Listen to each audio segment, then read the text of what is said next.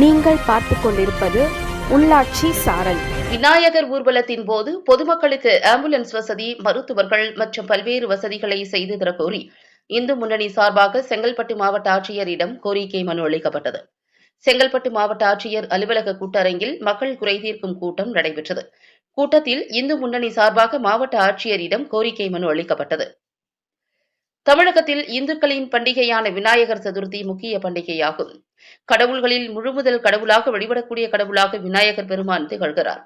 இவ்விழாவானது ஆவணி மாதம் வளர்பிறை சதுர்த்தி நாளன்று வெகு சிறப்பாக கொண்டாடப்படும்.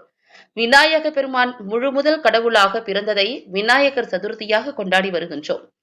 விநாயகர் சதுர்த்தியை முன்னிட்டு தமிழகத்தில் பல பகுதிகளில் உரிய துறைகளிடம் அனுமதி பெற்ற இடங்களில் விநாயகர் சிலைகள் வைத்து வழிபாடு செய்யப்பட்டு பின்னர் அருகில் உள்ள நீர்நிலைகளில் கரைப்பது வழக்கமாக நடைபெற்று வருகிறது.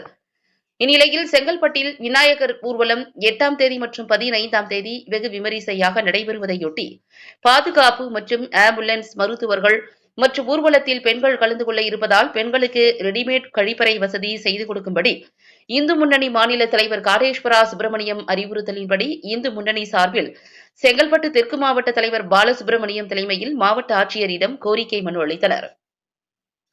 மாவட்ட ஆட்சியர் கோரிக்கை குறித்து பரிசீலிப்பதாக உறுதியளித்துள்ளார்.